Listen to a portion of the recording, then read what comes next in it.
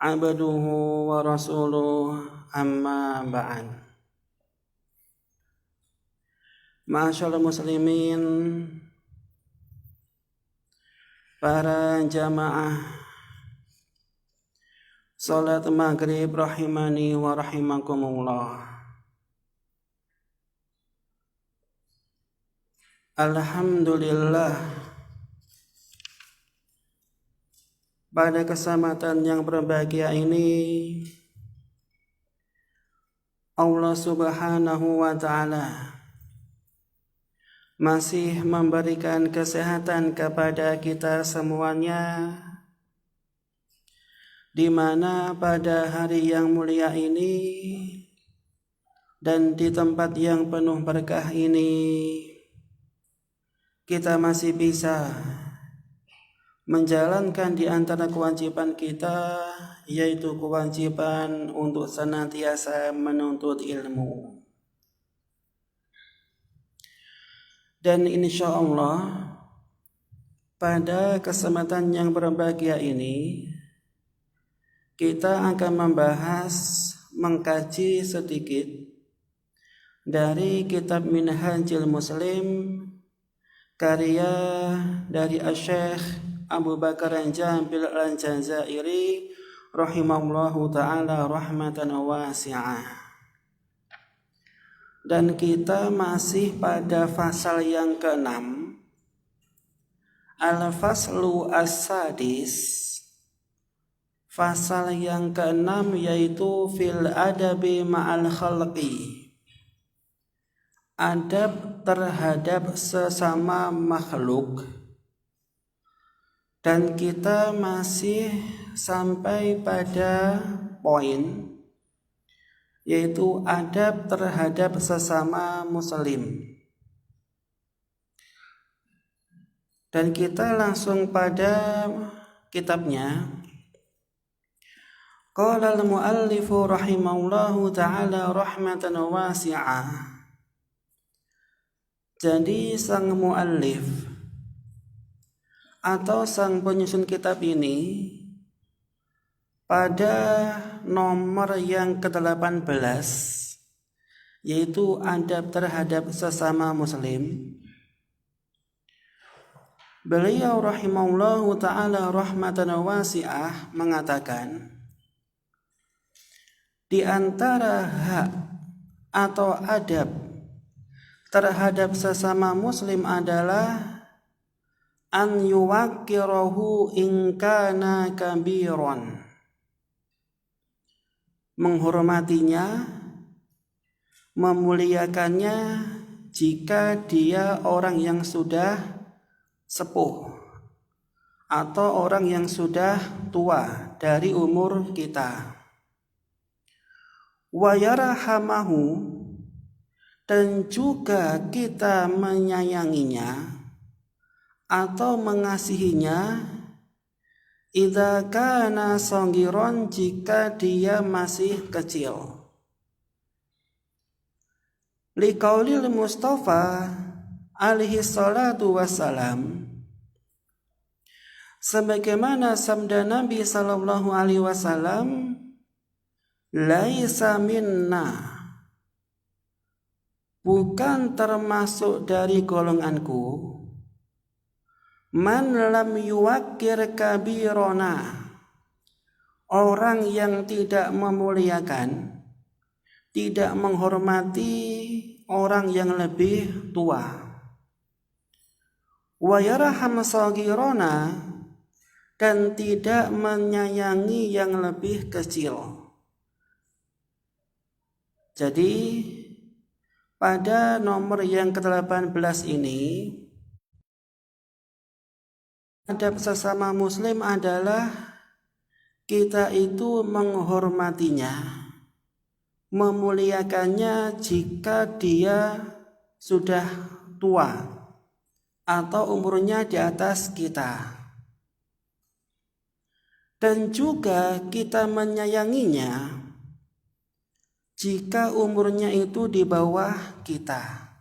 Ya, ini adab yang ke-8. Jadi yang namanya agama Islam itu agama rahmah, ya, rahmat, atau agama yang penuh dengan kasih sayang. Maka di antara bentuk kasih sayang yang dicontohkan oleh Nabi Shallallahu Alaihi Wasallam kepada anak kecil, maka dikisahkan Nabi Shallallahu Alaihi Wasallam dari hadis riwayat Imam Ahmad, beliau ketika sujud sangat lama, ya, ketika sujud sangat lama, sampai-sampai para sahabat mengira saking lamanya sujudnya Nabi Shallallahu Alaihi Wasallam itu Nabi terjadi apa-apa, ya, terjadi apa-apa dengan Nabi. Maka Nabi Shallallahu Alaihi Wasallam ketika beliau sudah selesai sholat, maka para sahabat bertanya kepada beliau, ya Rasulullah, sesungguhnya jenengan melamakan sujud, dan kami mengira telah terjadi sesuatu pada jenengan. Ya. Maka Nabi Shallallahu Alaihi Wasallam bersabda, Inna ibni irtahalani, sesungguhnya cucuku, ya, cucu Nabi Shallallahu Alaihi Wasallam itu menunggangi Nabi ketika beliau sujud. Ya, jadi Nabi sujud, maka cucu Nabi yang masih kecil menunggangi punggungnya Nabi. Fakarihtu an uajjilahu hatta yaqdiya hajatahu, dan aku tidak mempercepat sujudku dengan alasan agar cucuku ini puas, ya, puas ketika menunggangiku. Nah, ini contoh dari Nabi. Jadi bentuk kasih sayang Nabi kepada cucu beliau, ketika beliau sujud, beliau tidak mengelak, tidak menolak cucunya nunggangi punggung beliau. Akan tetapi beliau membiarkan cucu beliau dalam rangka bahwasannya agama Islam itu agama yang penuh kasih sayang, ya. Tidak hanya sesama muslim yang sudah dewasa, akan tetapi juga anak kecil harus disayangi, ya, harus disayangi. Dan juga di antara contoh Nabi Shallallahu Alaihi Wasallam, beliau ketika sholat pernah gendong, ya, anak kecil yaitu cucu beliau. Dan ketika beliau sujud, maka beliau meletakkannya. Dan ketika beliau berdiri, beliau menggendong lagi cucu beliau. Ya. Inilah di antara contoh dari Nabi Shallallahu Alaihi Wasallam. Jadi yang namanya anak kecil, ketika antum dianugerahi anak atau dianugerahi adik yang masih kecil, maka harus menyayanginya, harus disayangi, ya. Sampai-sampai dikatakan oleh Nabi Shallallahu Alaihi Wasallam, kalau ada orang yang tidak mau menyayangi anak kecil, maka di antara ancaman Nabi Shallallahu Alaihi Wasallam, laisa minna, ya, laisa minna. Apa maknanya laisa minna di sini? Maka dikatakan oleh Al-Imam Ibnu Hajar Al-Asqalani, beliau mengatakan makna laisa minna, laisa ala sunnatina wala tariqatina, bahwasanya kalau ada orang tidak menyayangi anak kecil, maka sungguh, ya, dia tidak mencocoki sunnahku dan tidak meniti jalanku. Ya. Ini makna laisa minna, tidak mencocoki sunnahku dan tidak meniti jalanku. Ya. Dan Nabi Shallallahu Alaihi Wasallam, kenapa beliau mengatakan laisa minna? Maka dikatakan oleh Ibnu Hajar, al-faidah minha al-mubalaghah, ya, penekanan an-nahyu 'anil wuqu'i fi misli dzalik.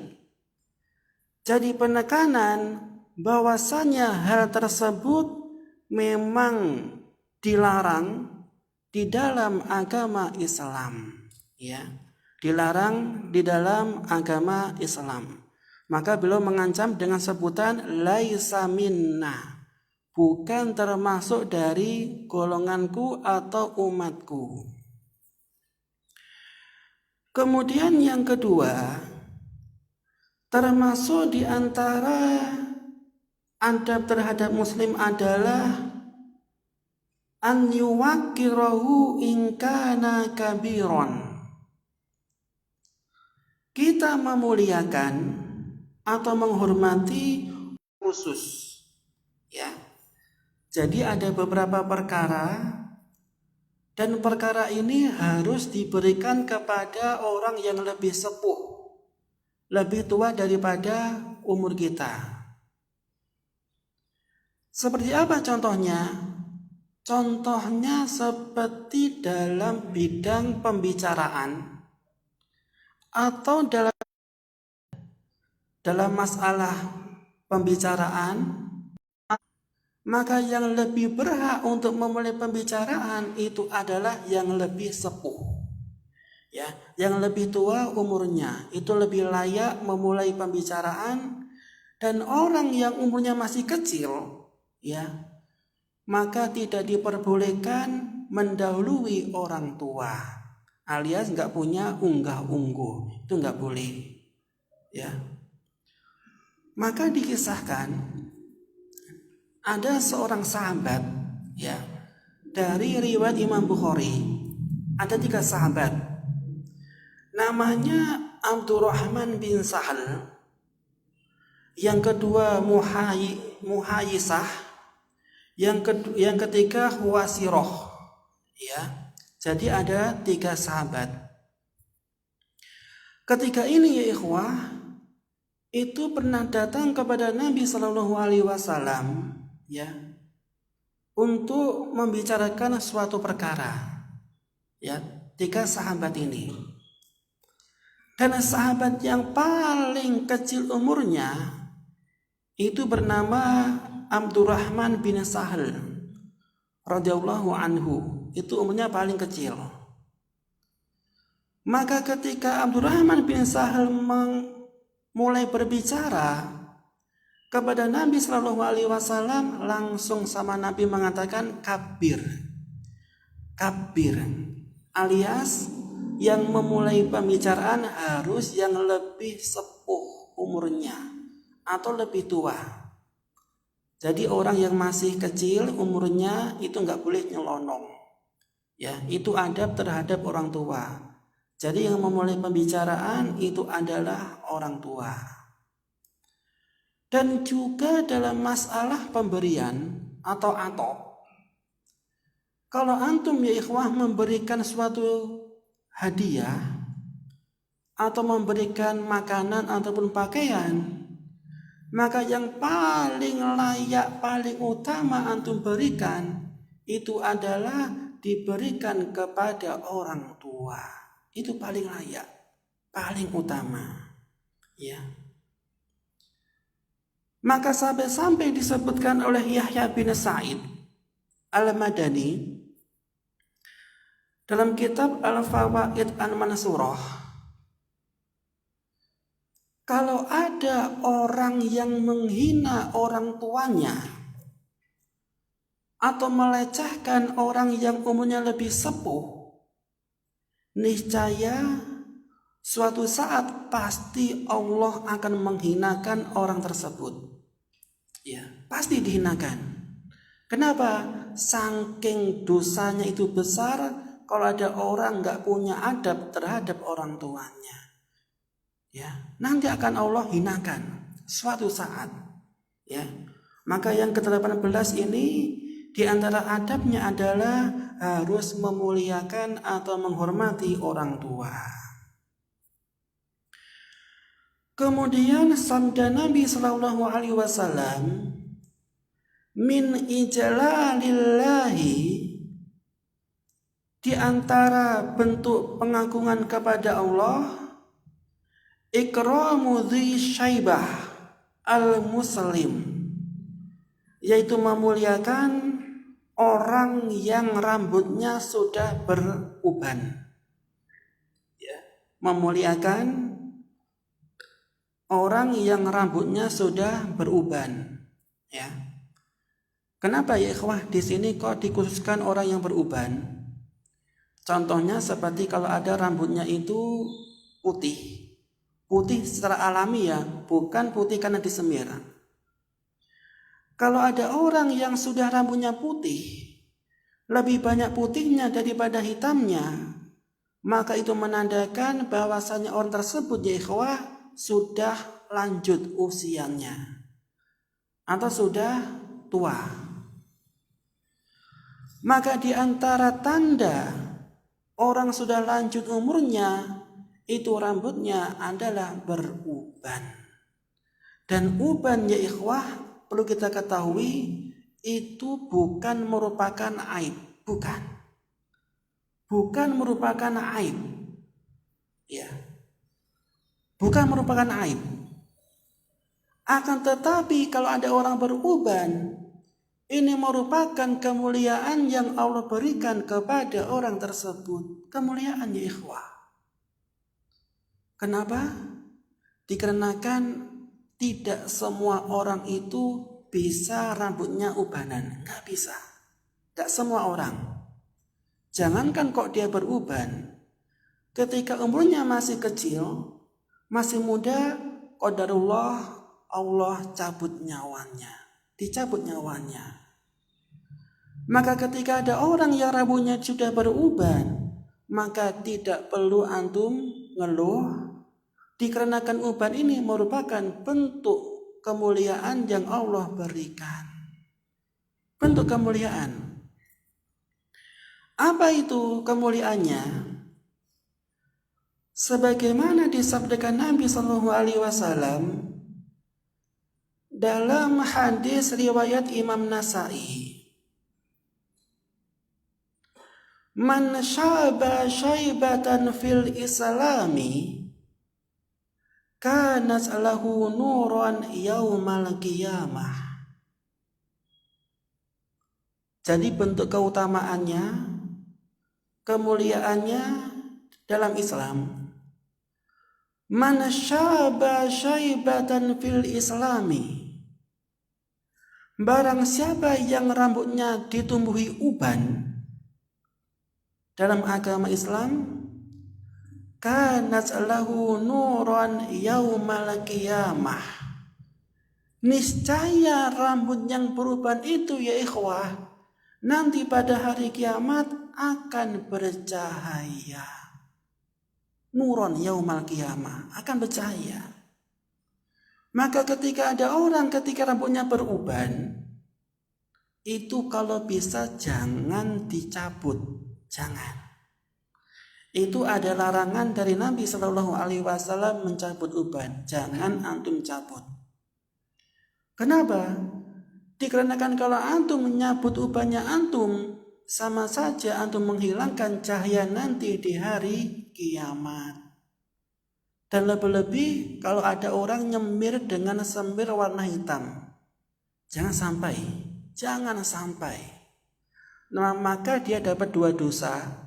Yang pertama dosa ganti warna rambut karena uban itu dengan warna hitam.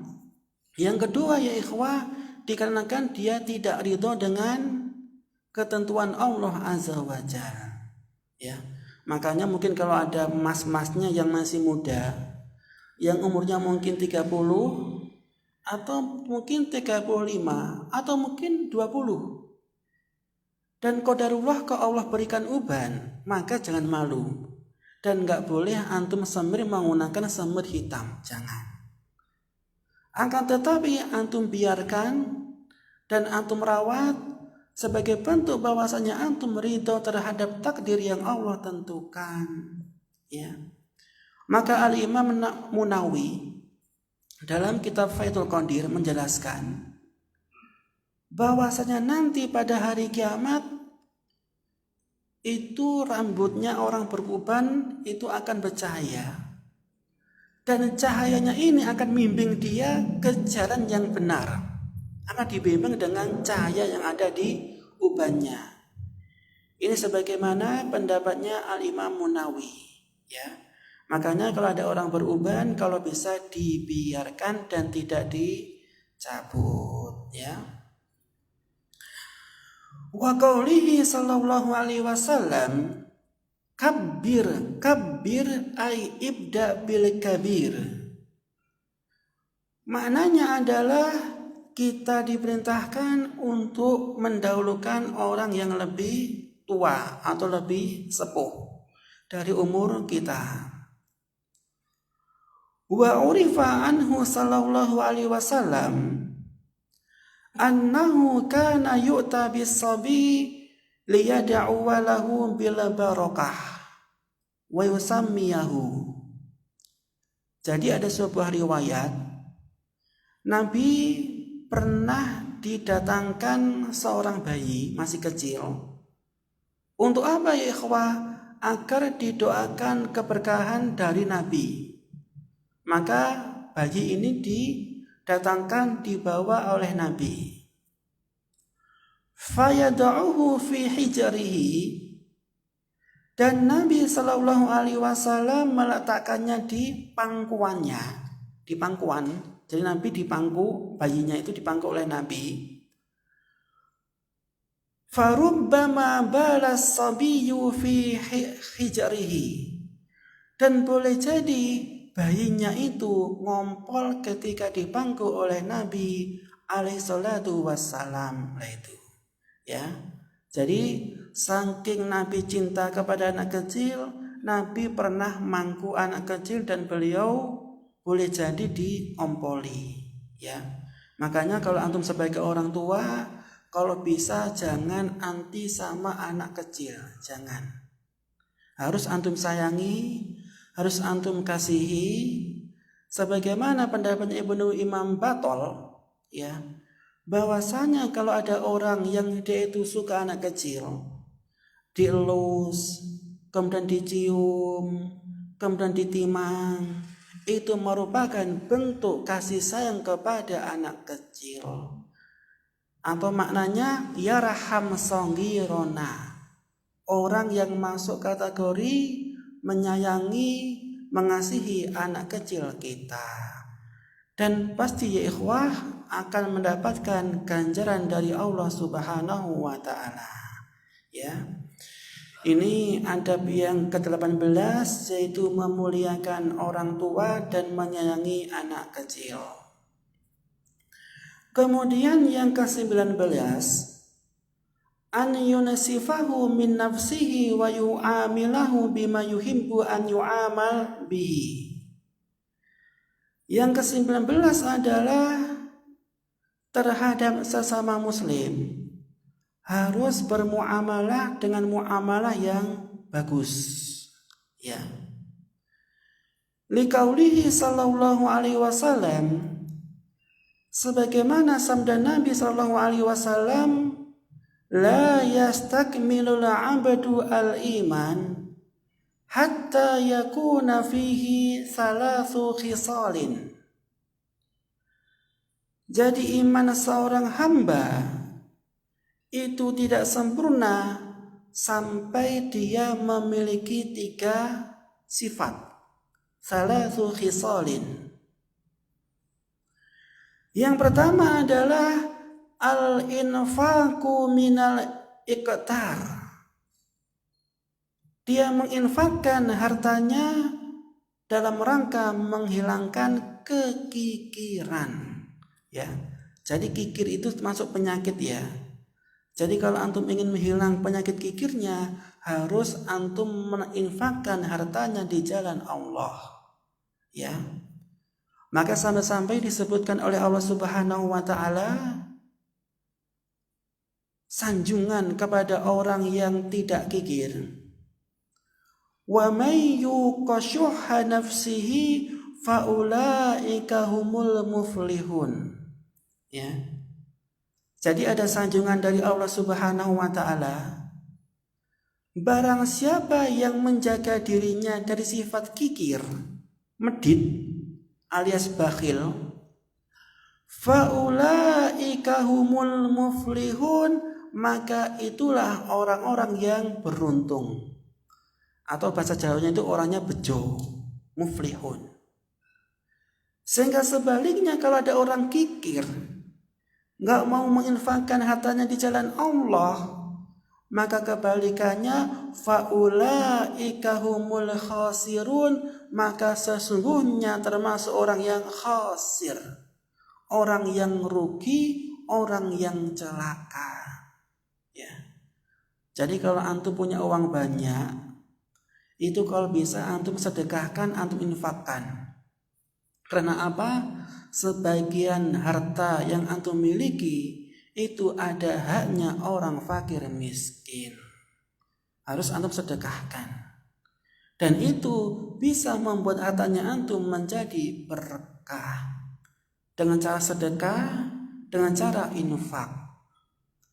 Tapi sebaliknya ya ikhwah, kalau antum punya harta yang banyak, antum pelit, gak mau sedekah di jalan Allah, boleh jadi hartanya itu tidak berkah. Walaupun hakikatnya banyak, mungkin 1 miliar lebih, tapi ketika tidak dikeluarkan sedekahnya, tidak ada zakatnya, boleh jadi hartanya itu tidak berkah. Boleh jadi. Ya. Apa tandanya gak berkah? Mungkin boleh jadi, naudzubillah, walaupun hartanya banyak, dia kena penyakit, kena stroke, kena diabetes, naudzubillah. Dan walaupun hartanya banyak, naudzubillah, mungkin dia mobilnya nabrak, ataupun mungkin ya ikhwah, anaknya susah diatur, susah dinasihati alias nakal. Boleh jadi itu karena sebabnya hartanya antum gak pernah antum keluarkan sedekahnya. Maka harta yang banyak itu tidak ada keberkahan di dalamnya. Ya, maka cara untuk menghilangkan sifat kikir, sifat bakhil, itu antum harus sedekah. Ya, al-infaqu minal iktar, infak untuk menghilangkan rasa kikir atau bakhil. Kemudian yang kedua, wal insafu min nafsihi, dia harus adil pada diri sendiri alias introspeksi. Dan yang ketiga, badalus salam, yaitu menyebarkan salam.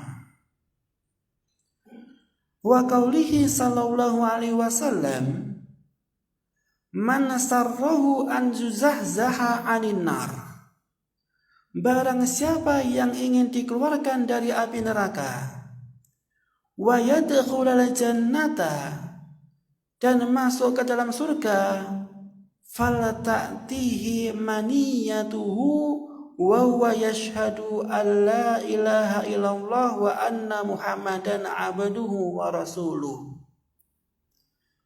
Maka hendaknya ketika dia mau meninggal, dia mengucapkan atau dia bersaksi tiada Tuhan atau ilah atau Rabb selain Allah, wa anna muhammadan abduhu wa rasuluh, wa la yu'ti ilan nasi ma yuhibbu an yu'ta ilaihi, dan hendaknya dia bergaul atau bermuamalah dengan manusia dengan muamalah yang bagus, alias sering memberikan sedekah atau hadiah kepada mereka.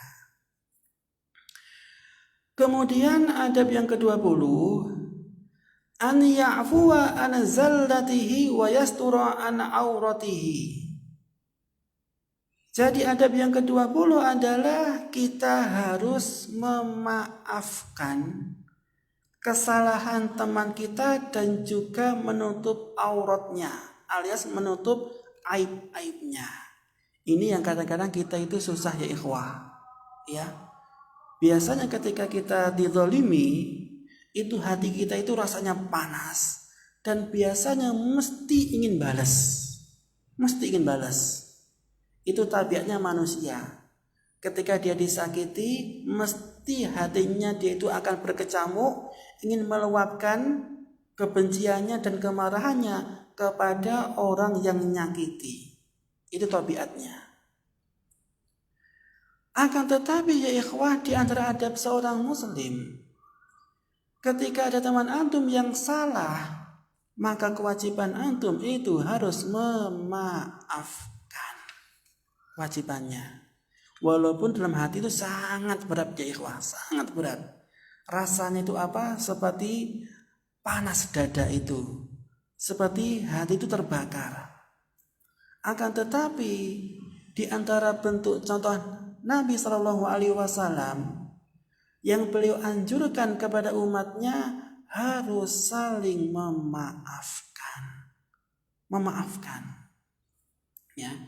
Makanya di antara faidah atau ganjaran antum memaafkan kesalahan orang lain, maka dikatakan oleh Allah Subhanahu wa taala, "Faman 'afa wa aslaha fa anjuruhu 'ala Allah." Barang siapa yang memaafkan dan berdamai dan berbuat baik, fa'anjuruhu 'ala Allah, maka dia akan dikasih ganjaran yang berlimpah dari Allah Subhanahu wa taala. Ya, dimaafkan ya ikhwah. Sampai Nabi pernah bersabda, wanti-wanti umatnya, ya. Wa ini murun syatamaka wa ayyaraka bima ya'lam fika, fala tu'ayyirhu bima ta'lam fihi. Seumpamanya ada orang yang menghinamu, menjelek-jelekanmu dengan sesuatu yang dia ketahui atasmu, fala tu'ayyirhu, maka jangan kalian balas hinaan dengan hinaan yang serupa. Itu enggak boleh. Kata Nabi SAW. Kenapa ya ikhwah? Fa inna wabalu dzalika alaihi. Dikarenakan dosa celaan, dosa hinaan suatu saat pasti akan menimpa orang yang menghina. Pasti. Ya, pasti akan kembali kepada orang yang menghina. Makanya dalam suatu kaidah, al-jaza'u min jinsil amal. Jadi balasan itu sesuai dengan amal yang dia kerjakan.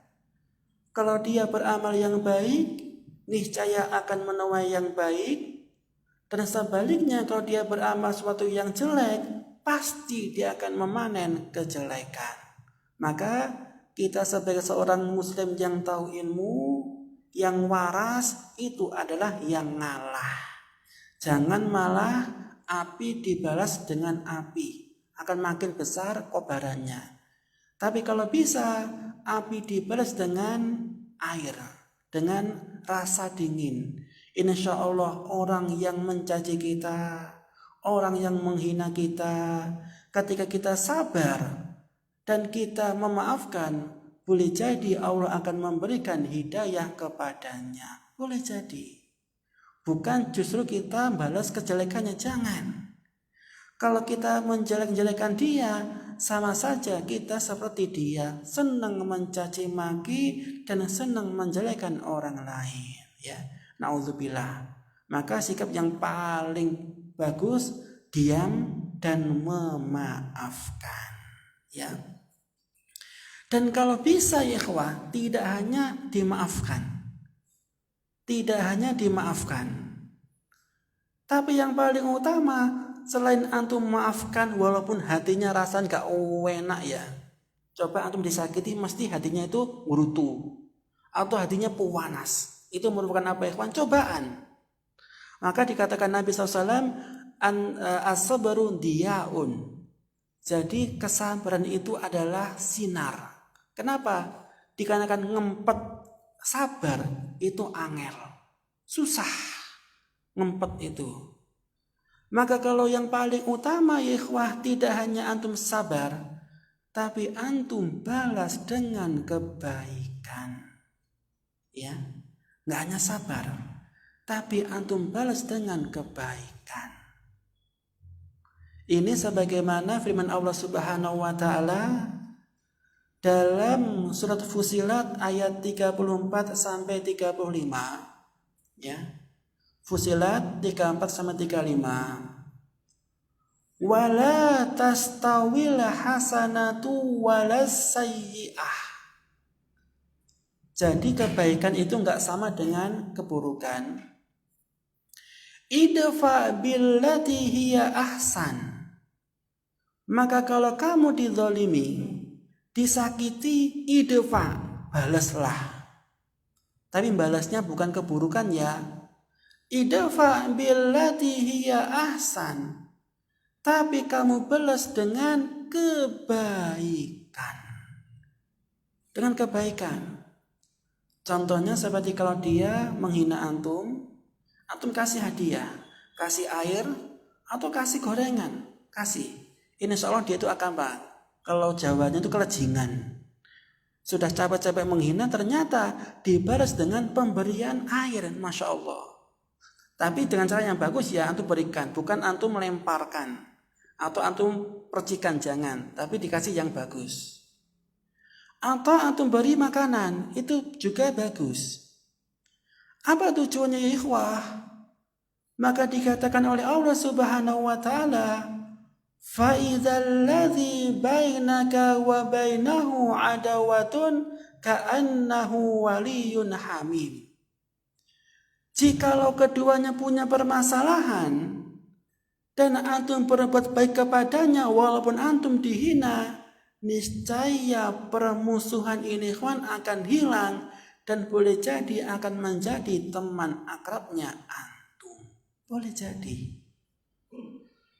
Boleh jadi ikhwah. Dan itu termasuk dakwah juga ikhwah ya. Dakwah dengan akhlak, dengan sikap. Jadi dakwah itu tidak hanya dengan lisan saja. Itu insya Allah kalau dengan lisan mudah. Hanya ngandani. Nasihat itu mudah, insya Allah semuanya bisa. Tapi kalau dakwah dengan akhlak enggak semuanya bisa. Dan biasanya dakwah dengan akhlak itu lebih apa? Bisa menggugah hati. Ya, bisa hatinya itu luluh gara-gara antum punya akhlak yang bagus. Ya. Walaupun antum enggak pernah ngajak-ngajak ke masjid, tapi setiap hari antum senantiasa menyapa dia, selalu memberikan hadiah. Ketika antum ke masjid, insya Allah boleh jadi akan diikuti dia yang akan pergi ke masjid. Alias antum memberikan contoh yang bagus. Yang bagus. Dan ini sebagaimana ya ikhwah, contoh dari Nabi SAW, beliau ketika dakwah tidak hanya dengan lisan, tapi juga dengan akhlak yang sangat terpuji. Sangat terpuji. Bagaimana ya ikhwah kisahnya? Jadi kisahnya itu adalah dulu di pasar Madinah itu ada seorang Yahudi, orangnya buta. Orangnya buta. Plus miskin dan dia pekerjaannya suka minta-minta di pasar. Ya, ada orang Yahudi buta, miskin, dan suka minta-minta di pasar. Dan Nabi SAW, beliau sering ke pasar. Dalam rangka adalah ingin nyuapi orang buta tersebut. Ingin nyuapi. Ya, ingin nyuapi. Dikarenakan orang buta itu orangnya miskin, gak punya apa-apa, maka Nabi punya inisiatif menyuapi dia, disuapi. Dan ketika Nabi SAW menyuapi, dia mesti menghina Nabi, mesti. Walaupun dia nggak tahu kalau yang nyuapi ini Nabi, mesti dihina. yang alias ngerasani menjelekkan Nabi. Maka suatu ketika Nabi sudah nggak ada, ya, orang yang bertugas menggantikan Nabi nyuapi orang yang miskin ini, Yahudi yang miskin, buta, itu sekarang atau dulu digantikan oleh sahabat Nabi yaitu Abu Bakar radhiyallahu anhu. Ganti Abu Bakar nyuapi orang Yahudi ini, disuapi. Cuman rasanya itu beda. Walaupun dia nggak bisa melihat siapa yang nyuapi, tapi kalau yang nyuapi orangnya beda, itu rasanya beda. Ya, beda rasanya. Maka orang buta Yahudi tadi mengatakan, kamu bukan orang biasa yang biasa nyuapi aku. Siapa kamu? Ditanya oleh orang buta tadi. Maka Abu Bakar mengatakan, orang yang biasa nyuapi kamu ini adalah Nabi Shallallahu Alaihi Wasallam yang sering kamu ejek-ejek, dan sekarang beliau sudah tiada. Maka orang Yahudi tadi langsung dia nangis dan masuk ke dalam agama Islam. Ini dakwahnya Nabi Shallallahu Alaihi Wasallam, ya ikhwah. Tidak hanya dengan lisan, tapi juga dengan akhlak yang mulia. Ketika Nabi diejek-ejek, beliau tidak membalas dengan ejekan yang serupa, tapi dibalas dengan perbuatan yang baik dan perbuatan yang terpuji. Ya, ini termasuk diantara adab sesama Muslim, ya, memaafkan jika ada saudara yang salah. Dan pasti, ya ikhwah, pasti. Ketika itu punya saudara Muslim, pasti pernah melakukan kesalahan. Pasti. Nggak mungkin nggak. Mesti. Entah itu kesalahannya sengaja atau nggak sengaja. Tapi intinya yang namanya manusia pasti pernah melakukan kesalahan. Nggak mungkin nggak. Maka ketika antum punya teman yang salah, entah dia salahnya nggak sengaja alias tergelincir, maka kewajibannya kawan antum nasihati, bukan malah antum jauhi. Jangan. Dinasihati kalau bisa. Dinasihati, diarahkan yang bagus. Karena manusia ikhwan mesti salah. Ya, nggak ada yang nggak salah kecuali yang maksum, yaitu Nabi Sallallahu Alaihi Wasallam. Ya. Kemudian kita habiskan dulu ya. Bisa? Nah, kita habiskan aja yang dulu, yang 21. Kemudian yang 21 adalah adab-adab muslim adalah an yusa indahu idhahtaja ila musa'adatihi. Yang ke-21 adalah kita wajib membantu saudara kita ketika dia butuh bantuan. Ya, ketika butuh bantuan. Dan yang terakhir adalah adab terhadap sesama muslim, melindunginya jika dia minta perlindungan, memberinya jika dia meminta, dan juga ya ikhwah, membalas kebaikan yang dia berikan kepada kita. Ya, minimal kalau antum nggak bisa membalas, contohnya teman antum pernah memberikan antum makanan dan antum nggak bisa membalas dengan makanannya serupa, minimal antum doakan, ya, jazakumullahu khairan katsira. Nah, ini ada pertanyaan, akan ajab dengan singkat. Ketika di hati terlontar langsung hinaan, padahal tidak bermaksud sama sekali, apakah itu termasuk poin dosa dan apakah itu termasuk ciri-ciri hati yang kotor? Nah, jadi begini kawan, termasuk di antara agama Islam, termasuk agama yang rahmat. Ketika ada seseorang yang hatinya ada niatan berbuat kemaksiatan, ya, ingin berbuat kemaksiatan, dan ternyata nggak jadi, maka hukumnya belum sampai dicatat dosanya. Hanya sekedar niat tapi nggak jadi. Tapi sebaliknya kalau ada seorang muslim yang dia tuh niatannya baik, namun belum terrealisasi, maka hukumnya pahalanya sudah dicatat dapat satu kebaikan. Itu enaknya agama Islam. Makanya kalau hati itu ikhwah, kalau bisa itu dijaga agar tetap suci dan juga murni. Seperti ini ikhwah, seperti air yang bening ini. Ketika dia itu hatinya bersih, bening. Tapi sebaliknya kalau hati yang kotor, maka air ini akan berubah menjadi hitam, dikarenakan ada polusi yang masuk ke dalam hati. Maka hati ini ikhwan harus dijaga. Ala fil jasadi mudghah. Dalam tubuh ini ada segumpal darah ikhwan. Idza salahat salahal jasadu kullu wa idza fasadat jasadu kullu ala wahyal qalb. Jadi ikhwan, dalam tubuh kita ada segumpal darah. Jikalau segumpal ini dia itu baik, maka semua amal kebajikan akan baik yang dia lakukan.